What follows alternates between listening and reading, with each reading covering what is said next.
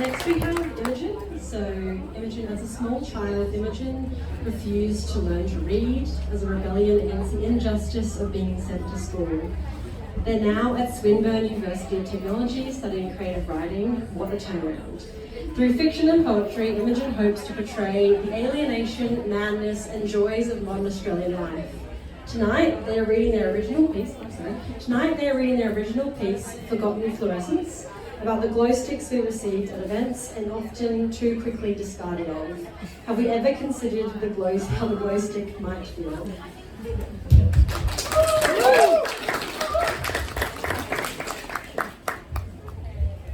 Good evening. Before I get started, I just want to shout out this wonderful painting. Look at this gorgeous face emerging out of it. I keep getting distracted and staring at this face. It's just wonderful. Anyway, I'm going old school here. Got up a little bit. Suspense builds. All right. Someone is gripping me in their hand, and I'm shunted against others who are like me, but blue and yellow, green and pink, to my orange and blue. We all shimmer together as the sun sets on the showgrounds.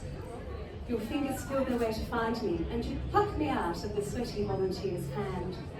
Smiling down at me, you snap me around your wrist. Look at me! I say life is sweet, chirps the friendship bracelet you swapped at the Taylor Swift concert. I display the time. It says a leather analog watch at a measured pace, though it seems nobody understands how to read me anymore. My body is filled with a fluorescent formula that emits a mesmerising, colourful light, I call them, as we all jangle around your wrist while you throw darts. Ah, you're just a glow stick, tuts the wristwatch. The old watch's negativity doesn't touch me, because I'm exalted as you punch the air in celebration. You won a fluffy teddy bear. You wave your arms to the music blasting through outdoor speakers and look out at the sea of colour around us. All the glowing bracelets combine to compete with the evening starlight. After a few too many cheap drinks, you giggle and look down at me in awe as your vision goes hazy. When your phone dies on the way home, you jokingly use me as a torch to guide your way along the footpath, and your friends laugh. I laugh along with you. Upon arriving home, you pull off your shoes and shirt, then collapse into bed. I'm your nightlight. Through the gap in your curtains, I watch the sun come up. Dishevelled in the kitchen, you shut the blinds, blocking out the morning light in order to show me to your little sister. Wow, that's so cool, she shouts, dribbling cereal onto her school dress. You laugh, she grins, and I'm loved. Darling, you absolutely reek, Mum tells you, reopening the blinds. So you take me off and place me on your bedside table so you can shower. I can hear you singing songs from last night, and I love your voice. When you come back into the room, you ignore me.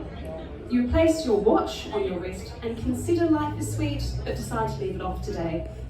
It seems the possibility of restoring me to my rightful place is not considered. Days pass and dust builds upon my plastic surface. The friendship bracelet is eventually plucked from my side, but your eyes wash over me like I'm nothing.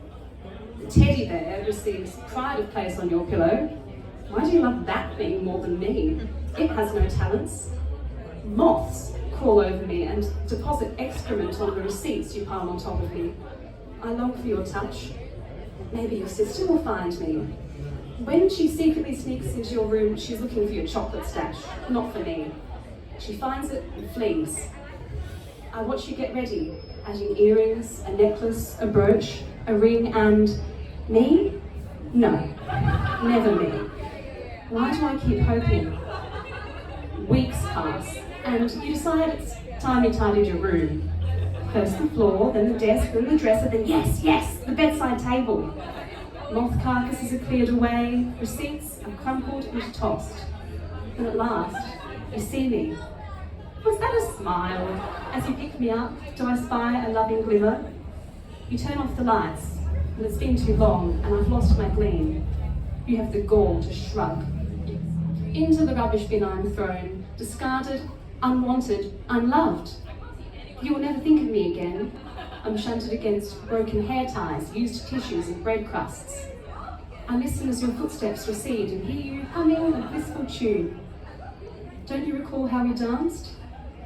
Left in the dark and the stench and the silence, if I had tear ducts, I would cry. Thank you.